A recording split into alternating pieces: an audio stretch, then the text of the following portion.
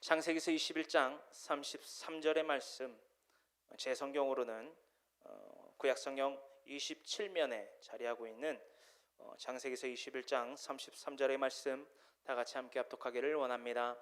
아브라함은 브엘세바에 예셀나무를 심고 거기서 영원하신 야훼의 이름을 불렀으며. 아멘. 오늘 창세기서 21장 33절의 말씀을 통하여서 브엘세바라는 주제로 하나님의 말씀을 이 강해 설교를 통해서 대언하고 깨닫고 교훈하고 책망하고 바르게 되고 하나님의 의로 교육되기에 유익한 이 성경을 나누기를 원합니다. 창세기서 21장 33절 브엘세바라는 주제 가운데에 이 부엘 그리고 세바는 이 두 가지의 단어가 합성된 단어인데요, 히브리 원어에서 이 베르라는 단어가 있습니다.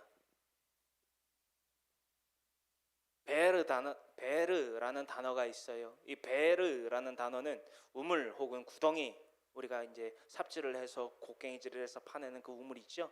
그 우물을 의미하고요. 그 세바라는 단어는 그 숫자를 의미합니다. 7개의 우물, 이게 히브리어 원어로 브엘세바를 뜻하고 있어요. 말 그대로 이건 뭐라고요? 히브리어 원어, 즉 히브리어의 낱말 단어의 1차적인 뜻이라는 것입니다. 왜 제가 이렇게까지 말씀드리느냐? 이 영적으로 이 아브라함의 이 족장 시대를 거쳐왔던 이 아브라함과 오늘날에 이르러서까지, 또한 다시 오실 주님에 이르러서까지 이 브엘세바라는 지명과 더불어 이 브엘세바라는 지명이 갖고 있는 오늘날의 신약의 시대를 살고 있는 저와 여러분들에 이르러서까지 이 브엘세바는 영적으로 너무나도 큰 중요 요충지이기 때문에 이 브엘세바라는 단어 한 단어가 오늘의 이 강해 설교의 주제가 됨과 더불어서 우리의 삶에 이 브엘세바라는 이 단어가 의미하는 영적인 목표가 무엇인지를 우리가 나눠보기를 원해요. 오늘 말씀에 다른 날도 마찬가지지만 오늘의 이 설교에는, 이 강해 설교에는 더욱더 여러분들 심혈을 기울여서 집중하시기를 바랍니다. 정말 목숨 걸고 준비하거든요. 이 강해 설교를 준비할 때 제가 목숨 걸고 준비하지 않는다면 여러분들한테 하나님의 말씀을 온전히 전할 수 없습니다. 우리 부디 하나님의 마음을 상쾌하게 해드리는 이 시대에 꼭 필요한 교회 공동체, 필요한 교회의 성도들이 되기를, 또한 주의 종이 되기를 간절히 소망합니다. 말씀 나눕니다. 어제는 창세기서 21장 1절로부터 21절까지 나눴고요. 21절에 그가 바란강야에 거주할 때에 그의 어머니가, 여기서 말하는 그는 이제 이스마엘이지요. 이스마엘이 바란강야에 거주할 때에 애굽과 근접해 있는 애굽강야가 있고 바란강야가 있어요. 그 위에가 네게부 사막이고요. 네게부 사막, 바란강야, 애굽강야, 애굽, 그죠? 이집트라고 하는 그곳인데요. 그 바란강야에 거주할 때에 그의 어머니가 그를 위하여, 그러니까 그의 어머니 하갈이 그를 위하여 애굽 땅에서 아내를 얻어 주었더라. 애굽 땅에서 그 12 두령들이 탄생되었다라고 해도 과언이 아닐 정도로 그 이스마엘은 그의 거처를, 그 시족의 창조를 애굽에서부터 했다라는 것을 알 수 있다라는 것까지 우리가 나눈 바가 있어요. 금요일날 찬양 경배 시간에서 21절까지를 나눴고요. 오늘은 22절에서 34절까지 이 강해 설교를 한 구절 한 구절 살펴보면서 하나님의 말씀을 나누기를 원합니다. 22절 우리가 함께 있습니다. 그때에 아비멜렉과 그 군대 장관 비골이 아브라함에게 말하여 이르되 네가 무슨 일을 하든지 하나님이 너와 함께 계시도다. 아멘. 그러랑 아비멜렉은 블레셋이지요. 블레셋의 그 왕, 성주라고 해도 되는데, 킹덤의 블레셋의 왕, 그랄 왕 아비멜렉이 그 군대 장관 비골이 아브라함에게 말하여 이렇게 이릅니다. 네가 무슨 일을 하든지 하나님이 너와 함께 계시도다. 우리가 창세기서 20장의 말씀에 기록되고 있던 그 사건의 마지막, 그렇죠? 18절에 있는 그곳으로부터 갑자기 22절로 전개되어 왔다라고 생각하시면 되겠어요. 그리고 그 위에 이제 이삭과 이제 또 한 번 대치가 이루어지는 상황이 펼쳐지는데, 다툼이죠. 대치 다툼이 이루어지는 사건이 이제 전개되는데, 우선은 우리가 알기를 파악하기를 창세기서 20장 18절로부터 넘어온 사건이다라고 개요를 살피시면 될 것 같아요. 근데 그 이교도인 하나님의 백성이 아닌 이교도인 아베멜렉과 그의 군대 장관 비골이 아브람한테 이렇게 일렀다라는 거예요. 네가 무슨 일을 하든지 하나님이 너와 함께 계시도다. 22절의 이 말씀, 아비멜렉과 그의 군대 장관 비골이 아브라함에게 이렇게 일른 이유에 대해서 우리가 조금 알게 돼요. 굳이 막 알아보려고 안 해도 알게 되는데, 결국에는 비아냥이에요. 결국에는 텃세예요. 결국에는 합해질 수 없는 물과 기름과 같은 존재이다. 누가? 이교도인 아베멜렉 그리고 그의 군대 장관 비골까지 나오는데, 어쨌든 블레셋인들과 하나님의 사람인 아브라함은 절대 섞일 수 없는 물과 기름 같은 존재이다 라는 것 정도를 우리가 알아볼 수 있겠습니다. 칠판이 이렇게 되는 게 더 편할 것 같죠? 그죠? 이렇게 되는 게, 그죠? 저한테 디스플레이 돌려주시고요. 자, 그렇게 어떠한 하나의 사건의 암시를 이루는 암시문이라도 해도 되겠어요. 좋게 본다면, 이교도인 아비멜렉, 그랄왕 아비멜렉이 아브라함한테 하나님의 이름을 거론하면서 축복을 감히 할 수 있었구나 라고 정도까지는 반대로 생각은 해볼 수 있겠습니다. 자, 23절 그렇게 간단히 넘어가면 될 것 같고요. 23절 그런즉 너는 나와 내 아들과 내 손자에게 거짓되이 행하지 아니하기를 이제 여기서 하나님을 가리켜 내게 맹세하라. 내가 내게 후대한 대로 너도 나와 내가 머무는 이 땅에 행할 것이니라. 그러니까는 이게 뭐냐면요, 23절의 말씀은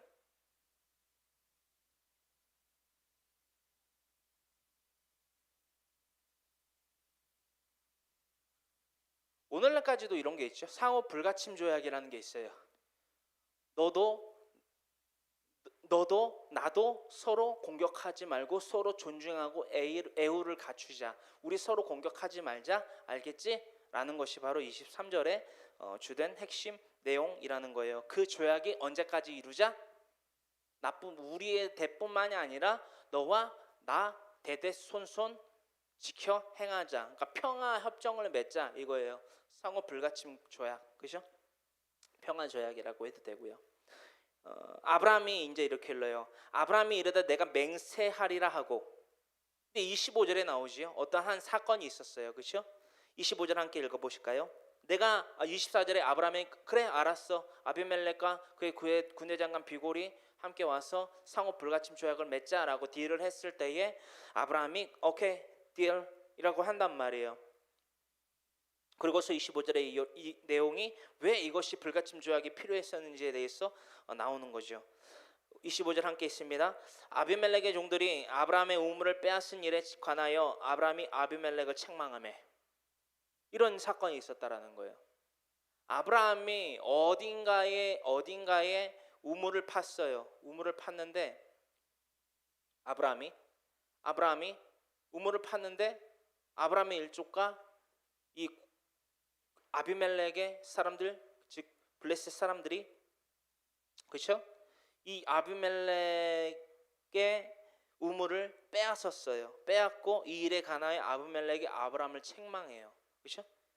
아비멜렉이 그 아브라함의 책망을 듣고 이렇게 대답합니다. 뭐라고요? 함께 읽어볼게요. 아비멜렉이 이르되 누가 그리하였는지 내가 알지 못하노라. 너도 내게 알리지 아니하였고 나도 듣지 못하였더니 오늘에야 들었노라. 스탑. 26절의 말씀이요, 거짓말이라는 것을 나중에 드러나요. 이건 나중에 알아볼게요. 알게 되거든요. 왜 일어났냐면 이 사건은 직접적으로 다뤄주지 않는데요, 나중에 이삭과의 사건을 통해서 알게 돼요. 텃세였고, 이 텃세가 이 26절 창세기서 21장 26절의 말씀 아비멜렉의 반론의 제기가 허용되고 지극히 라이 였다라는 것은, 즉 아비멜렉이 이 불가침 조약을 맺자라고 먼저 다가왔던 그 아비멜렉이 라이어, 거짓말쟁이였다라는 것이 나중에 알게 된다라는 거예요. 자, 27절 함께 읽습니다. 아브라함이 양과 소를 가져다가 아비멜렉에게 주고 두 사람의 손에 언약을 세우니라. 할렐루야. 우리가 강해 설교가 너무 좋은 게 여러분, 이 조약을 맺는 것 가운데에서도 우리가 이 세 가지 그 언약이 있다고 그랬잖아요. 뭐였죠? 여러분들 말씀 보세요. 저희 그 박희준 고정 좀 시켜야 될 것 같아요. 뭐가 있다고 그랬죠? 세 가지 이스라엘 언약 세 가지.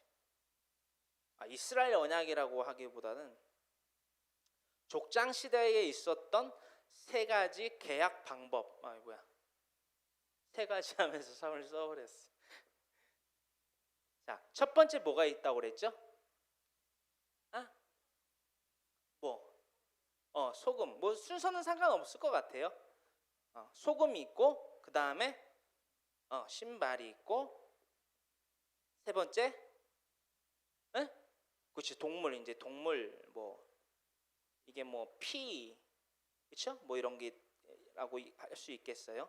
특히나 이 동물은 하나님과 아브라함이 맺었던 쌍방 계약에서 사용됐던 계약 방법이고요. 이게 진짜 많이 쓰여요. 계속 알아보게 될 거예요. 소금 언약도 많이 쓰이고, 신발 계약은 별로 안 나오는 것 같아요. 이거에 비해서. 자, 소금은 뭐냐? 그때 당시에는 소금 이제 염전 산업이 지금처럼 막 활발히 되지도 않고, 산업이라고 하기도 좀 민망할 정도로의 아주 극소량의 그런 추출을 하는 그런 때였기 때문에 소금이 되게 귀했단 말이에요. 우리가 금식을 하더라도 소금이랑 물만 있으면 어느 정도 버틸 수 있거든요. 그래서 그때 당시에도 소금이 엄청 귀했어요. 그렇죠? 지금 사이 소금이 유명하다고 하는데, 그때 당시에는 사이가 있다고 그래도 이렇게 소금 염전 사업을 할 수도 없었을 뿐더러, 그렇기 때문에 소금을 이렇게 주머니로 갖고 나가서 어떤 것을 거래를 계약을 체결할 때에 소금을 한 움큼씩 서로에게 주는, 그럼으로써 계약을 체결하는 그 성사를 하는 소금 계약이 있었고, 언약 혹은 계약이라고 해도 되는데요. 그리고 신발은 뭐였죠? 우리가 이렇게 신발을 신고 있으면 서로 상방 간에 어떠한 거래 조건을 내걸고서 내가 이것을 컨펌했어, 확인했어, 내가 매달 며칠까지 10월 15일까지 내가 그 쌀을 10가마니 생산해서 네 업체한테 줄게, 알았지? 하고서 이제 신발 이렇게 던지는 거예요. 그러면은 공급자가 알았지? 하고서 딜을 하려고 던지면 이 사람이 이제 수매자가 이제 나도 알았어, 근데 그때까지 줘. 언제까지? 2019년 10월 15일까지 줘. 그러면서 자신이 신고 있던 신발도 그 사람한테 이렇게 보낸다. 그래서 이제 신발 계약이고, 동물 계약은 뭐냐? 찢긴 짐승 사이들 가운데로 하나님과의 맺었던 쌍방 계약, 그렇죠? 찢긴 짐승들 사이로 이 사람이 지나가고 이 사람이 지나가고, 즉 수매자와 판매자가 지나가는 이 세 가지의 언약들을 이스라엘의 문화 가운데의 큰 세 가지 대표 계약 체결 조건이었다라고 우리가 나눴단 말이에요. 그래서 우리가 이 사건들을 통해서 알 수 있죠. 뭐를? 이 27절로부터 전개되는 이 계약의 성사가 어떠한 환경과 방법들로 행해졌겠는가를 유추할 수 있죠. 할렐루야. 너무나 재미있죠. 흥미롭죠. 성경이 이렇게 해서 보이게 된다라는 거예요. 그렇죠? 왜냐, 우리는 그 이스라엘 문화를 안 지내봤잖아요. 몰랐잖아요. 근데 알게 되니까 이렇게 했겠다라는 것을 알 수 있겠다라는 거죠. 그리고 그 상황 가운데에서 이렇게 깊은 메시지들이 숨겨져 있습니다. 그래서 오늘의 주제가 브엘세바예요. 그것이 단지 7개의 우물의 의미에서 의미를 초월한다. 그래서 제가 이 말씀들을 나누고 있습니다. 아브라함이 양과 소를 가져다가 아비멜렉에게 주고 두 사람이 서로 언약을 세우니라. 비둘기 빼고는 하나님과 맺었던 그 쌍방계약의 조건 가운데에 쓰여졌던 동물과 매우 유사한 유사점을 보이고 있어요. 그리고 또한 28절 함께 읽습니다.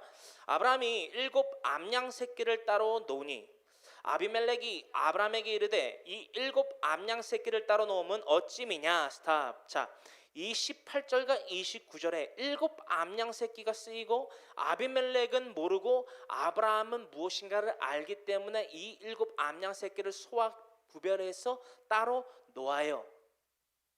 이 7개의 암양 새끼가 의미하는 것이 무엇인지 우리가 살펴보고자 한다라는 것입니다. 자, 제가 이 말씀을 준비할 때 조금 어려움을 겪었던 게 뭐냐면요. 이번 주에 조금 많이 좀 어려운 부분들이 있는데, 이 강해 설교가 참 어렵지는 않지만 쉽지만도 않은 게 뭐냐면, 어떠한 성경학자들이 풀어놓은 것들을 토대로 참고해서 이렇게 푸는 게 맞겠다라고 유추할 수 있거나 이렇게도 풀구나, 그리고 다양성까지 여러분들한테 제시를 해드리는데, 이 창세기서 21장 21절까지는 그런 해설들이 주석들이 많이 있는데 이 22절부터 34절까지 주석이 없어요. 그래갖고 이거 제가 조금 많이 애를 먹었는데, 그러면 그럴수록 더 좋은 건 뭐냐면 묵상을 많이 할 수 있다라는 거예요. 묵상. 그래서 그 묵상한 바를 여러분들과 나누기를 원합니다.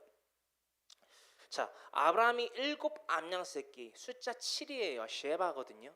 쉐바의 의미를 제가 분석을 해봤더니, 첫 번째, 창세기서 1장 1절로부터 하나님의 천지 창조가 첫째 날부터 6째 날까지 이루어지고요, 마지막 날에 쉼을 쉬세요.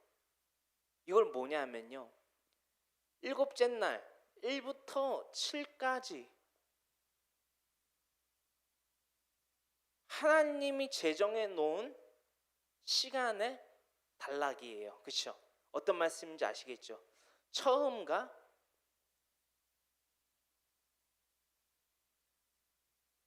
끝을 하나님이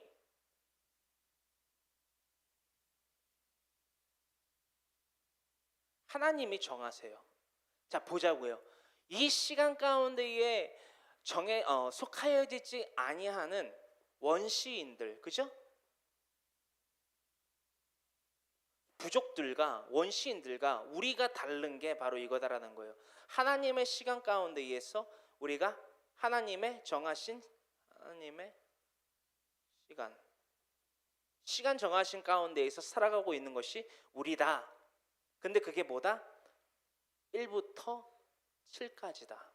하나님이 정하신 숫자, 곧 이렇게도 말할 수 있겠네요. 하나님은 완전하신 분, 하나님의 속성에 따라 정해진 시간 가운데에 살아가는 우리. 즉 아브라함이 7 암양 새끼를 따로 구별하여서 언약의 체결 가운데에서 계약의 성사 그 현장 가운데에서 따로 구별해 놓은 까닭을 아비멜렉은 몰랐고 아브라함은 알았어요. 이 문화를 통해서 아비멜렉에게 하나님의 뜻을 정했다라는 것 정도로 우리가 유추해 볼 수 있겠고요. 큰 맥락에선 특히나 하나님의 영원하신 능력과 신성에 대해서 우리가 나눠봤고요. 자, 이 말씀이 너무나 중요한데요. 누가복음 17장 4절에 이 말씀이 기록되어 있어요. 우리 다 같이 신약의 말씀인데요. 누가복음 17장 4절에 이 말씀이 기록되어 있습니다. 용서와 믿음 그리고 종이 할 일에 대해서 기록하고 있는 바에 대해서 이런 말이 있네요. 예수님께서 이 말씀을 하셨어요. 실족하게 하는 것이 없을 수는 없으나, 누가복음 17장 1절로부터 4절에 기록되어 있습니다. 실족하게 하는 것이 없을 수는 없으나 그렇게 하게 하는 자에게는 화로다 말씀하시며, 그가 이 작은 자 중에 하나를 실족하게 할진대 차라리 연자맷돌이 그 목에 매어 바다에 던져지는 것이 나으리라. 너희는 스스로 조심하라. 만일 내 형제가 죄를 범하거든 경고하고 회개하거든 용서하라. 중요한 말씀이 바로 이 4절의 말씀이네요. 다 같이 있습니다. 만일 하루에 7번이라도 내게 죄를 짓고 7번 내게 돌아와 내가 회개하노라 하거든 너는 용서하라 하시더라. 아멘. 분별 가운데 잠깐 좀 가지 좀 칠게요. 옆가지 좀. 분별 가운데 있는 용서를 하라고 말씀하시는 거예요. 잘못한 자들이 너한테 와서 하루에 7번씩이라도 그 죄를 뉘우치고 와서 내가 너희에게 회개한다. 내 죄에 대해서 회개한다. 여기서 말하는 회가 뭐라고요? 뉘우칠 해와 고칠 개라는 거예요. 그렇죠? 뉘우칠 해 그리고 고칠 개를 통해서 나에게 용서를 베풀어 주세요라고 할 때 그 일을 용서하라라고 하면서 그렇죠? 7번씩 뭐라고요? 만일 하루에 7번이라도 내게 짓고 7번 내게 들어와. 그렇죠? 7번 죄를 짓고도 7번 내게 돌아와. 이게 무슨 말이냐면요. 하나님의 숫자라는 거예요. 뭐 77에 49라도 뭐 얘기를 하시는 분도 있는데 그건 제가 잘 모르겠고 뭐 왜 그렇게 하는지 잘 모르겠고요. 하나님의 속성이라는 거예요. 완전하신 나의 주 의의 길로 날 인도하소서. 행하신 모든 일 주님의 영광 다 경배합니다. 예배하는 그 숫자, 완전한 숫자, 하나님의 완전한 예배의 대상이 되신 하나님의 온전하신 숫자 7. 그렇죠? 하나님의 숫자 7을 의미하고 있는 거예요. 내가 너희를 사랑한 것 같이 너희도 서로 사랑하라. 어떤 말씀인지 아시겠죠? 이건 뭐 신약의 말씀이니까 우리 강해 설교니까 다시 넘어가요. 자, 이러한 속성 그리고 여러분들 이 말씀에 더 귀를 기울이셔야 될 것 같아요. 우리가 부엘세바라는 주제를 통해서 지금 나누고 있거든요. 이 칠판이 참 좋아요. 간편하게 지울 수 있고, 그죠? 자, 사사기서 20장 1절을 펴보실까요? 맞나? 사사기서 20장 1절의 말씀을 펴보시면요.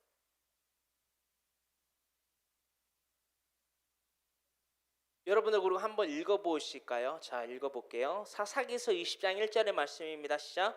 이에 모든 이스라엘 자손이 단에서부터 부엘세바까지와 길르앗 땅에서 나와서 그 해중이 일제히 미스바에서 야훼 앞에 모였으니.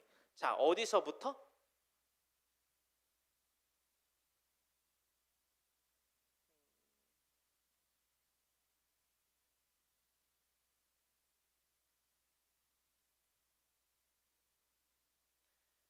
단이 어디죠? 여러분들은 지금 지도를 다 외우고 계세요. 그렇죠? 아니에요? 여러분들은 지금 지도를 다 외우고 계세요. 그렇죠?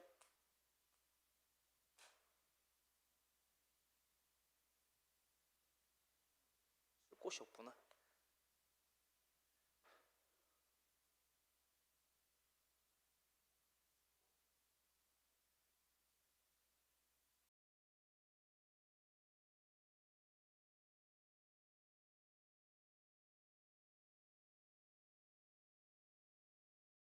여기가 단이에요. 여기가 어디죠? 이 위쪽이 다메섹. 그죠? 죄송해요. 글씨 너무 대충 쓰네. 호바. 호박 아니에요. 호박 아니에요. 호바예요. 제가 조금 헷갈리게 썼는데 여기가 어디냐라는 거예요. 네? 소알, 고모라, 소돔 여기 어디예요? 여기가 부엘세바라는 거예요. 그런데 우리가 사사기서 20장 1절에 기록되고 있는 말씀이요. 이스라엘의 영토를 뜻해요. 북으로부터 남, 그렇죠? 에 이르러서까지 단으로부터 부엘세바까지가 어디다?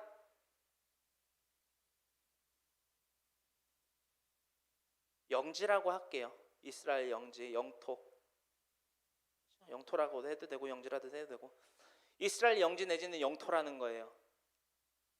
자, 이것을 우리가 중심으로 받아들이고서 다시금 창세기서 21장 28절로부터 가리키는 29절까지네요. 가리키는 의미가 7 암양 새끼가 의미하는 것이 뭐냐? 이것이 조금 확대 해석일 수도 있을지 모르겠지만 오늘 이 34절까지 말씀을 다 나누고 그것을 해석해서 우리가 받아보려 할 때에 분명히 알게 돼요. 뭐를요? 단에서부터 브엘세바는 말 그대로 영지다. 거룩한 성지다. 이 성지가 단지 물리적인, 그렇죠? 지상의 땅적인 의미뿐만이 아니라 영적인 의미에 있어서 마음의 할례를 받은 우리 그리스도인들에게 얼마나 중요한 영적 요충지인가를 우리가 나누고자 한다라는 거예요. 이게 오늘의 핵심이거든요. 이 말씀 우리가 나눠보길 원해요. 신명기서 7장 1절입니다.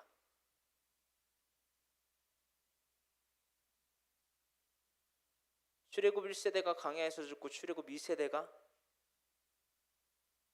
그 가나안 땅에 입성하려 할 때에 하나님께서 이것을 주의해라 라고 경고하세요. 그리고 출애굽의 그 세대들이 이 세대가 이 땅에 들어와 경계하고 철폐하고 찍어내버리고 그야말로 슈프,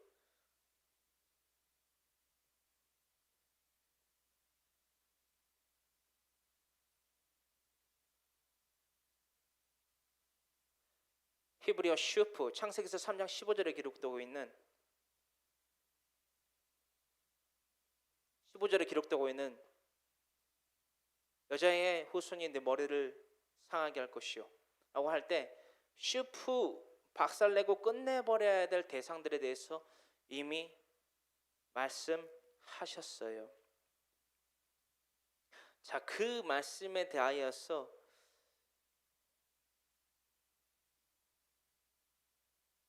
우리가 이 말씀을 묵상해 봤을 때에 그 7개의 암양새끼가 의미하는 것이 무엇인가 살펴보기를 원합니다. 신명기서 7장 1절로부터 말씀이에요. 제가 그만할 때까지 한번 읽어볼게요. 시작. 내 하나님 야훼께서 너를 인도하사 네가 가서 차지할 땅으로 들이시고 네 앞에서 여러 민족 헷 족속과 기르가스 족속과 아모리 족속과 가나안 족속과 브리스 족속과 히이 족속과 이부스 족속과 곧 너보다 많고 힘이 센 7 족속을 쫓아내실 때에 내 하나님 야훼께서 그들을 내게 넘겨 내게 치게 하시리니 그때에 너는 그들을 진멸할 것이라. 그들과 어떤 언약도 하지 말 것이요 그들을 불쌍히 여기지도 말 것이며 또 그들과 혼인하지도 말지니 내 딸을 그들의 아들에게 주지 말 것이요 그들의 딸도 내 며느리로 삼지 말 것은 그가 내 아들을 유혹하여 그가 야훼를 떠나고 다른 신들을 섬기게 하므로 야훼께서 너희에게 진노하사 갑자기 너희를 멸하실 것임이라. 오직 너희가 그들에게 행할 것은 이러하니 그들의 제단을 헐며 주상을 깨뜨리며 아세라 목상을 찍으며 조각한 우상들을 불사를 것이니라. 너는 야훼 내 하나님의 성민이라. 내 하나님 야훼께서 지상 만민 중에서 너를 자기 기업의 백성으로 택하셨나니 야훼께서 너희를 기뻐하시고 너희를 택하심은 너희가 다른 민족보다 수요가 많기 때문이 아니니라. 너희는 오히려 모든 민족 중에 가장 적으니라. 야훼께서 다만 너희를 사랑하심으로 말미암아 또는 너희의 조상들에게 하신 맹세를 지키려 하심으로 말미암아 자기의 권능의 손으로 너희를 인도하여 내시되 너희를 그 종 되었던 집에서 애굽 왕 바로의 손에서 속량하셨나니 그런즉 너는 알라 오직 내 하나님 야훼는 하나님이시요 신실하신 하나님이시라. 그를 사랑하고 그의 계명을 지키는 자에게는 천대까지 그의 언약을 이행하시며 인애를 베푸시되 그를 미워하는 자에게는 당장에 보응하여 멸하시나니 야훼는 자기를 미워하는 자에게 지체하지 아니하시고 당장에 그에게 보응하시느니라. 그런즉 너는 오늘 내가 네게 명하는 명령과 규례와 법도를 지켜 행할지니라. 아멘. 신명기서 7장 1절로부터 11절의 말씀 가운데에요, 우리의 삶의 모든 가이드라인과 지켜 수능에 나아가야 될 수능의 발자취들이 분명히 남겨져 있다라는 거예요. 하나님의 마음을 기쁘게, 즉 상쾌하게 해드리는 자와 하나님의 그 마음에 대하여 미움받는 자들, 그들의 결론, 그들의 결과. 왜 우리가 분명히 기록되어 있는 이 말씀, 구약과 신약의 모든 말씀을 가지고 장난을 하고 있는지 모르겠어요. 이 신명기서 7장 1절로부터 이 11절까지 기록되고 있는 우리가 철폐해야 되고 우리가 꺾어 없애트려야 될 존재들이 누구냐라는 거예요. 여러분, 이 단으로부터 브엘세바가 의미하는 것은 무엇이었으며, 첫째, 그렇죠? 왜 하필이면 단에서부터 브엘세바까지를 영지 내지는 영토로 정하였으며, 그 영지 내지는 영토로 정하였던 이 단과 브엘세바, 즉 이스라엘 영지와 영토에서 행해야 될 것은 무엇이었냐라는 거예요. 무엇을 행하지 못했기 때문에 애굽의 종생활을 했고 430년 동안 흙 이기기와 벽돌 굽기를 하면서 살던 이들이 출애굽하여서 이 신명기서 7장 1절로부터 11절까지 기록되고 있는 이 말씀을 받아야만 했냐라는 거예요. 여러분, 한 주 동안 신명기서 7장 1절로부터 11절의 말씀을요, 곰곰이 생각해 보세요. 내가 과연 하나님을, 예수 그리스도를 통해서 하나님을 믿는다라고 했던 나의 첫 발을 잘 온전히 완벽히 내디뎠었는지, 그런 적이 과연 있었는지. 신명기서 7장 1절로부터 11절의 말씀에 해당하는 자가 아니라면 하나님에 대한 첫 발을 못 디딘 거예요. 단으로부터 브엘세바 이스라엘 영지지요, 이것이 우리가 신앙적으로 영적으로 의미하는 바가 무엇이냐라는 거예요. 수장을 의미합니다. 또 다르게 말하자면 수장까지도 의미해요. 수장이 뭐죠? 출애굽 2세대가 이 요단강을 건너고, 그렇죠? 그 요단강에서 구약의 마지막 선지자라고 하는, 그렇죠? 제사장이라고 하는 누구? 세례 요한을 통해서 예수님마저도 그곳에서 요단강에서 수장을, 즉 세례를 받으시고, 침례, 물세례지요. 세례를 받으시고 물과 성령으로, 즉 부들기와 같은 형상이 그의 머리 위에 가운데 임하심을 보이시더니 곧 하늘의 궁창이 열리고 하늘로부터 나는 소리가 있어 이르시되 이는 내 사랑하는 자요 기뻐하는 자니라. 이것에까지 우리가 이르러고 나서야 첫 발을 내딛는지. 여러분, 다 지울게요.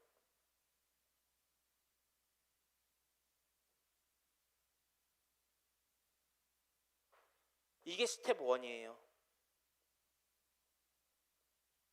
이게 스텝 1이라는 거예요. 신명기서 7장 1절로부터 11절의 말씀이요, 이게 스텝 1이라는 거예요. 제가 여러분들에게 여쭤볼게요. 여러분들 믿음의 스텝 1을 걸어보신 적이 있나요? 네? 제가 말씀드렸죠.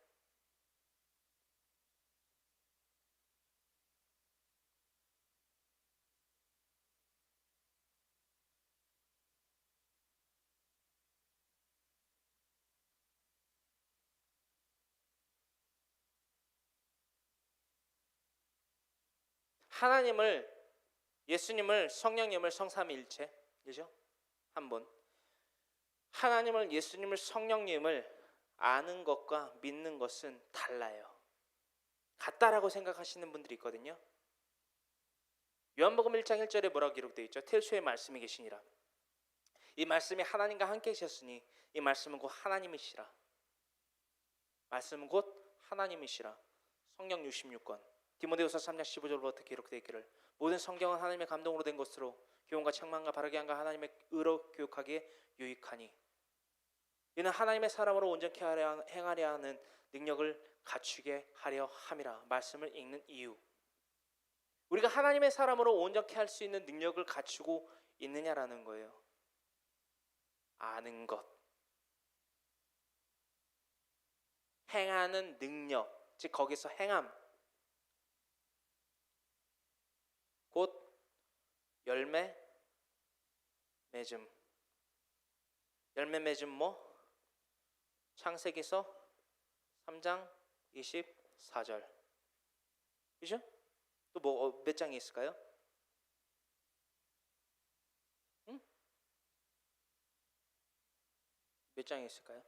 어쨌든 열매 맺는 삶이 바로 행함이라는 거예요. 이게 믿는 것이라는 거예요. 믿는 것은 뭐다? 곧 열매로 나타난다라는 거예요.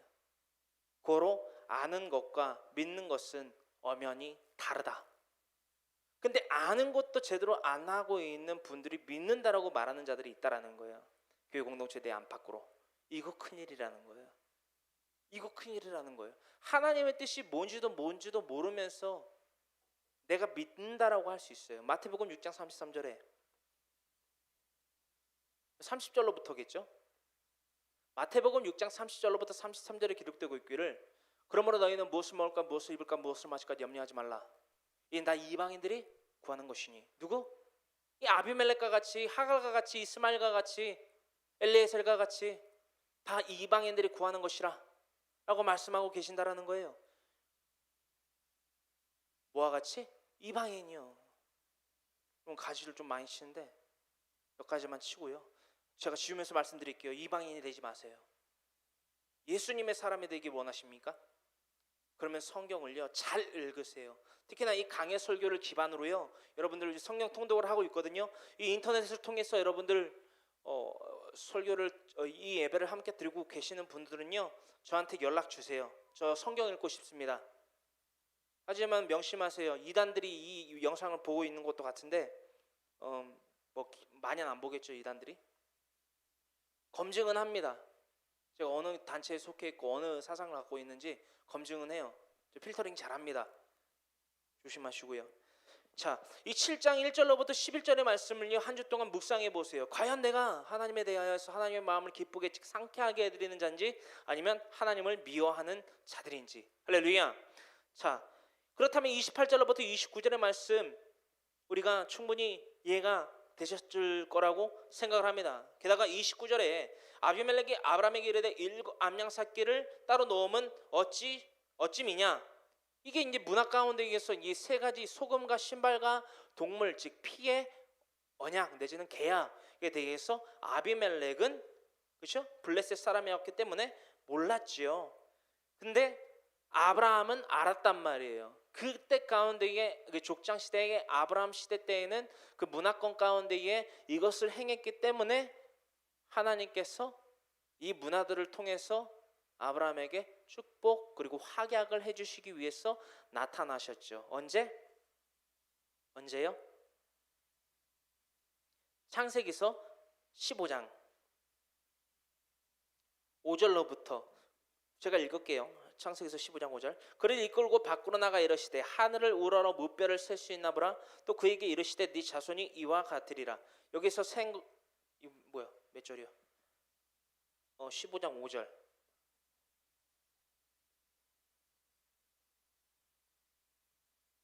제가 좀 말이 빨라도 조금 이해해 주세요. 여러분 대답이 안 들려. 창세기 15장 5절에요. 그렇죠? 장막문을 열고 나가게 하셔서 별을 세게 하심. 근데 이때 왜 별을 세게 하셨냐면요. 제가 금요일날도 실수했더라고요. 3,000개라고 몇 개라고 그랬다고요, 제가? 3,000개? 4,000개? 4,000개가 아니고요. 그때 당시에 아브라함의 족장 시대 때의 문화권에서 그때 당시에 사람들이 별을 세 개를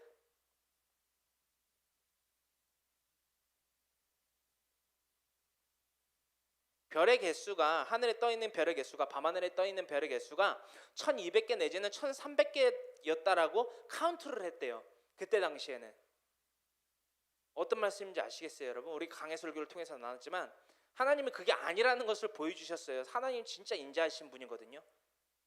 진짜 인자하신 분이고 정말 때로는요 되게 구체적이세요. 사랑하는 방법이 되게 구체적이시고 뭐 이렇게 말하면 안 되지만 되게 퍼니한 되게 재미있으신 분이에요. 왜냐하면 아브라함을 재촉해서 야 잠깐 나와봐. 잘 상상해 보세요. 좋은 상상, 상쾌한 상상, 하나님의 마음을 상쾌하게 해드리는. 야 아브라함아 이게 나와봐. 야 장만문 열고 나와봐. 일로 와봐. 이끄셨겠죠 환상 중에.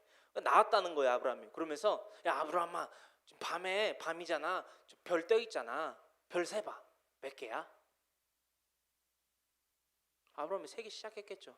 그러면서 그 속으로 생각을 했을 거예요. 그죠? 했을 게요가 아니라 했을 거예요. 그죠? 우리 문화권 내에서는 별이 1200개 내지는 1300개입니다. 이미 단정을 짓고 쳐다는 봤을 거예요. 근데 세보니까 그게 아닌 거예요. 그리고 하나님 뭐라고 그랬어요? 네 자손이 이와 같이 많이 번성케 될 것이다 라고 말씀하신 거예요. 그리고서 나서 어디 강해 설교니까 조금 스킵을 할게요. 자 6절 아브라함이 야훼를 믿으니 야훼께서 이를 그의 의로 여기시고, 이게 신약의 관점이고요. 또 7절 또 그에게 이르시되 너는 이 땅을 내게 주어 소유를 삼게 하려고 너는 갈대아인의 우르에서 이끌어낸 야훼니라. 그 이르되 주 야훼여 내가 이 땅을 소유로 받을 것을 무엇으로 알리까? 야훼께서 그래서 이제 나왔던 것이 뭐예요? 피, 즉 동물의 언약 체결, 즉 쌍방계약이었다. 그죠? 계약이었다. 이건 강해 설교를 살펴보시면 나오고요. 이거 쌍방계약 굉장히 커요 여러분. 이게 바로 아는 것과 믿는 것에 대한 차이이기도 해요. 이 강해 설교편을 잘 보세요. 이 강해 설교편 창세기서 15장에 인터넷을 통해서 예배드리고 있는 분들에게 권유드리는 거고요. 자, 이 개념도 우리 피란교회 성도 여러분들은 잘 알고 계시죠? 잘 묵상하시고 잘 깨달으시고 잘 실천하시기를 소망합니다. 넘어가요. 30절입니다. 아브라함이 다 같이 있습니다. 30절 아브라함이 이르되 너는 내 손에서 이 암양 새끼 7을 받아 내가 이 우물 판 증거를 삼으라고. 아멘. 내가 이 우물을 파는 게 셀하는 게 아니라요. 내가 이 우물을 팠어. 아비멜렉 블레셋 사람아 이방이나 이에 대해서 네가 에비던서가 돼. 프로페트를 해. 알았지?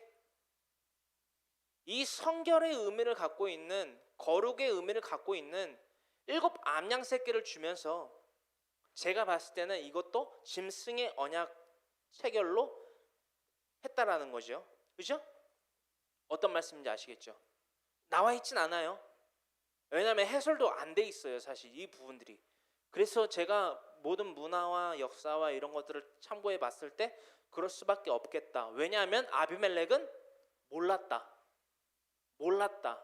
이 언약의 체결 방식을 몰랐다. 이방인이었기 때문에. 그런 것들을 유추해 봤을 때 충분히 그럴 수 있다. 근데 뭐 아니라고 해도 저는 뭐 상관없어요. 뭐 진리에서 어긋난 건 아니니까. 그래서 내가 이 우물 판 증거를 삼으라 하고 31절 두 사람이 거기서 서로 맹세하였으므로 그곳을 브엘세바라 이름하였더라. 아멘. 이 브엘세바라 이름하였더라. 브엘세바.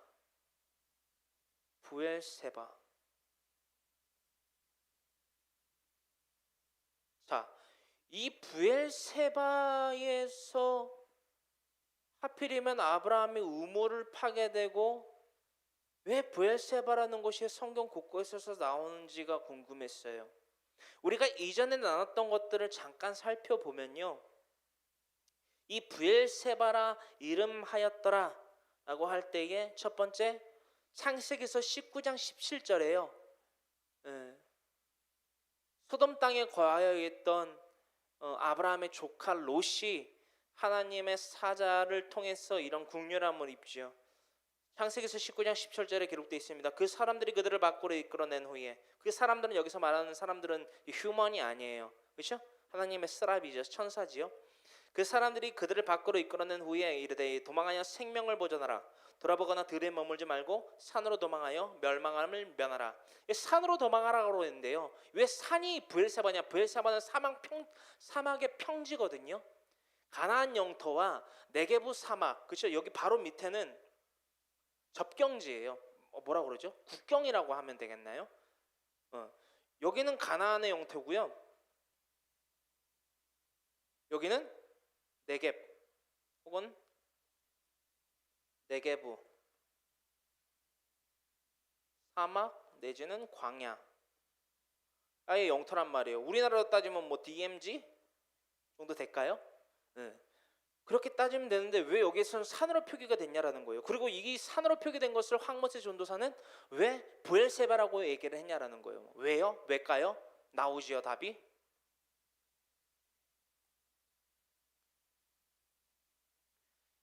예배자의 영토에 거하여 있으라는 거예요. 네? 이 창세기서 19장 17절이 가리키는 의미가요.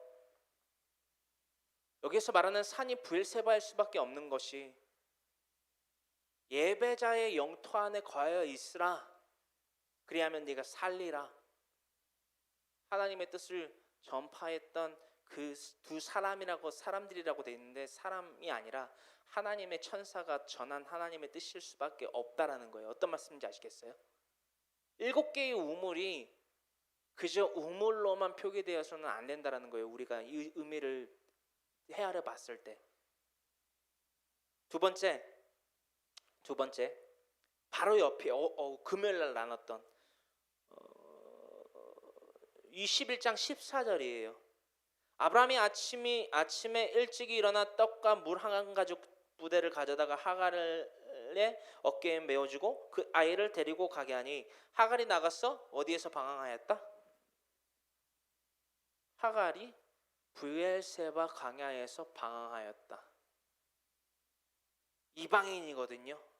하갈이 브엘세바의 광야에서 헤맸던 이유가 뭐죠? 부엘라 헤로의 사건 때문에 그 셈을 찾기 위해서 나갔던 거예요. 그 셈이 의미하는 게 뭐죠? 그 셈이 의미하는 게 뭐죠? 우리가 안 하나 볼 거예요. 셈이 의미하는 게 뭐냐라는 것을 우리가 가슴에 새겨둔 채로 말씀을 계속 나눠볼 거예요.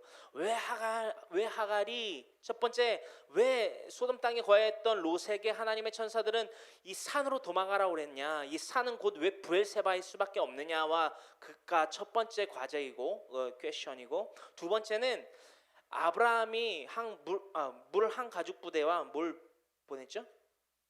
떡과 물 한 가죽 부대를 주어져서 내보냈는데 그 하갈이 자신의 아들인 이스마엘을 이끌고 다른 데도 아니라 뭐 소돔 쪽도 아니라 어디죠? 브엘세바 광야 쪽으로 나갔냐라는 거예요. 이게 두 번째 퀘션이에요.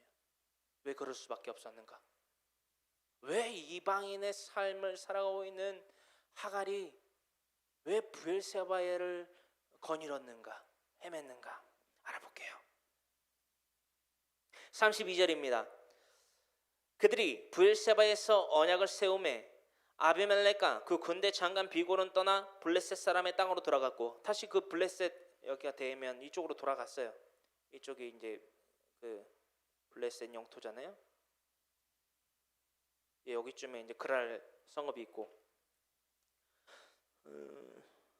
땅으로 돌아갔고 33절 아브라함은 브엘세바에 에셀나무를 심고 영원하신 야훼의 이름을 불렀으며 자 하나님의 이름을 불렀다고 돼 있어요.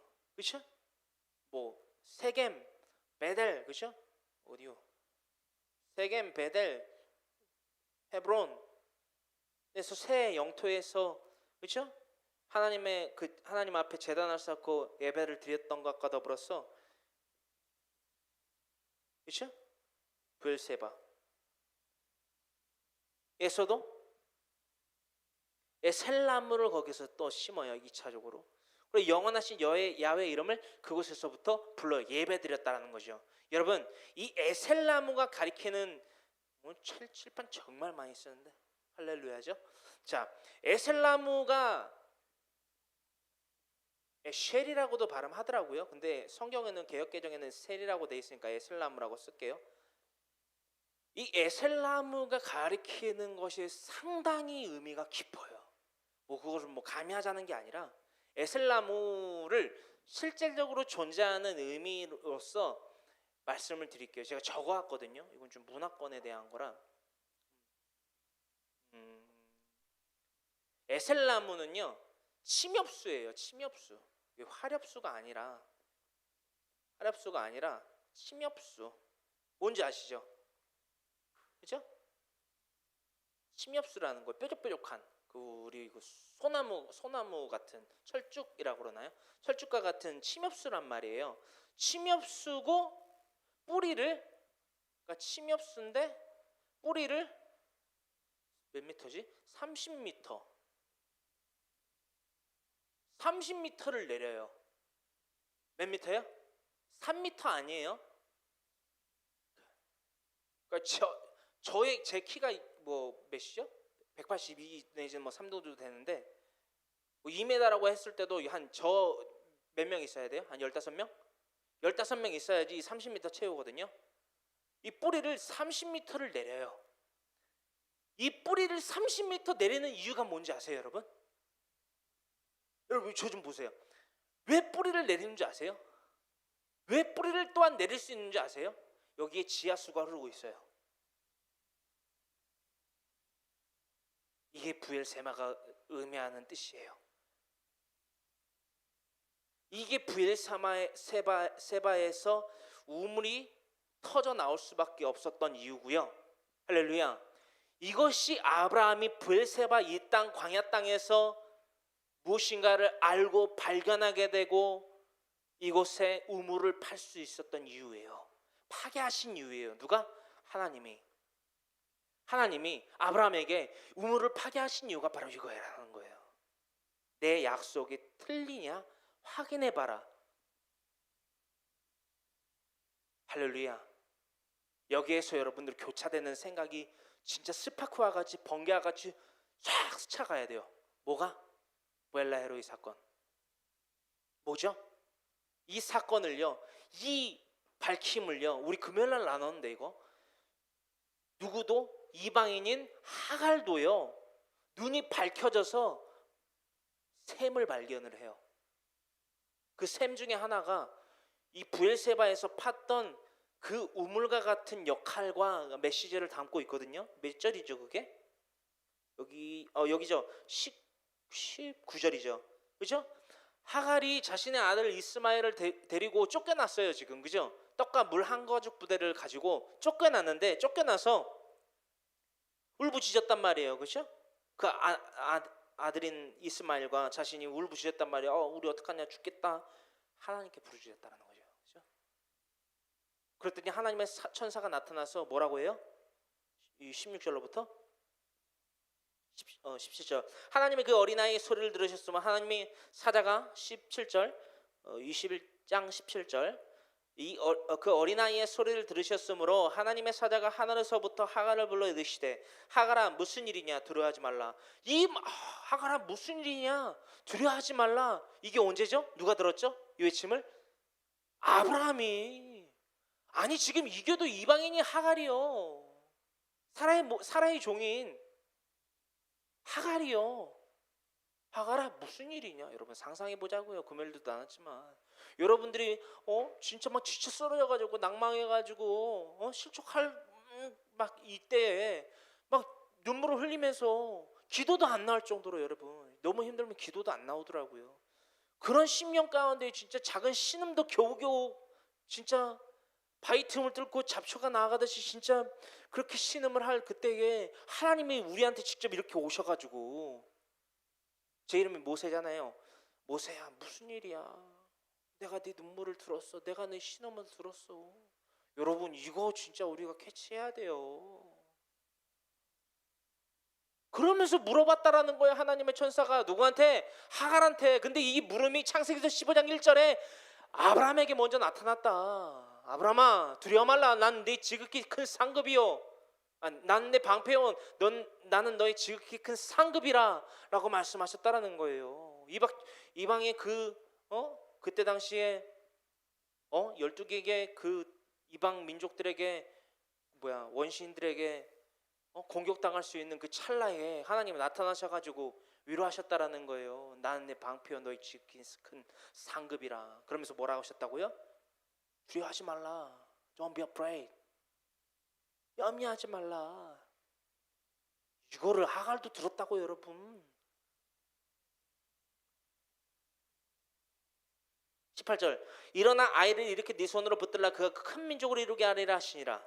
그래서 창세기서 25장 12절로부터 18절에 12두령이 이스마엘의 그 씨를 받아서 낳았다라는 것을 우리가 전번에 나눴으니까 그거는 25장 12절로부터 18절이에요. 적어두세요.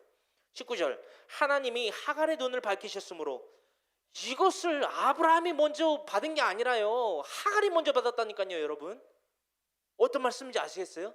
놀라운 사실이에요. 이거는 아니 모든 민족의 아버지 뭐라고 쓴 거야?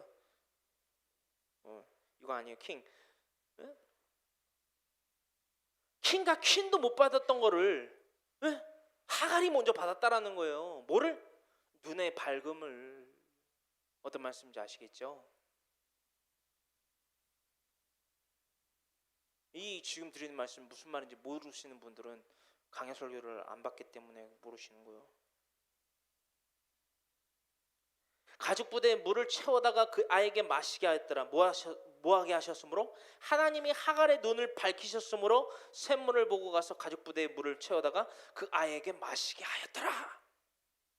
영원히 마르지 아니할 생수의 샘물을 찾아서 하갈이 브엘세바 강야를 찾아 헤맸던 거예요. 여러분 왜일까요? 창세기서 21장 14절에 떡이 얼마인지는 모르겠어요. 안 써져 있으니까 떡과 물 한 가죽부대 그걸 얼마나 살 수 있겠냐라는 거예요. 이것이 우리에게 남겨지는 메시지가 뭐냐라는 거예요. 물 한 가죽부대가 저와 여러분들의 마른 목을 당장은 죽일 수 있을지 모르겠지만 단발성 이외에 뭐를 우리에게 더해줄 수 있냐라는 거예요. 단발성, 잠깐의 목의 갈증을 해소하는 단발성을 말고서 영원한 목마름을 채워줄 수 있는 샘물이 바로 브엘세바 하는 거예요. 브엘세바. 이것은 단지 7개의 우물을 의미하는 것에 있어서 그쳐서는 안 될 브엘세바 단어라는 거예요. 여러분 이게 할렐루야. 아멘도 안 해. 영원하신 야훼의 이름을 불렀으며 어디서부터? 에셀나무를 씹은 그 브엘세바에서 34절 그가 블레셋 사람의 땅에서 여러 날을 지냈더라.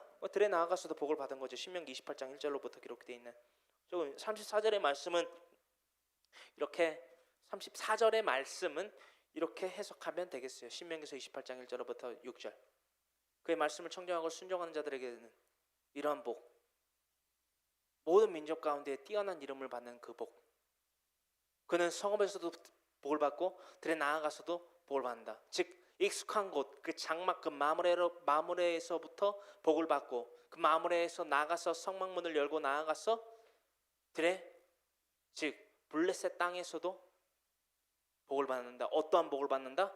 영원히 마르지 아니하는 영원한 생수의 샘물이 그에게서 흘러 넘쳐나게 하신다. 할렐루야. 우리가 아멘으로 화답하는 자마다 이 말씀을 깨달아지고 믿게 되고 신뢰하게 되고 그런 말로 말미암아 삶 가운데 이 적용되게 되어서 하나님의 그 상상을 초월하는 복을 받아 누릴 수 있게 되는 참으로 하나님의 복된 자녀가 되기를 간절히 소망합니다. 우리 다 같이 이렇게 기도하기를 원합니다. 주님